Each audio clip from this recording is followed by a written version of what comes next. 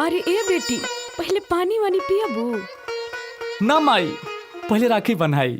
हाँ माई, पहले राखी बनाई। तोहन लोग के अभी लड़कपन गइल ना, अब खुशी ससुरैती भइली। का माई बना देलू नु गैर। अरे छोड़ो ना दीदी, तू तो माई के जानते बाड़ू। आओ पहले राखी बना। रखिया हो तोहरे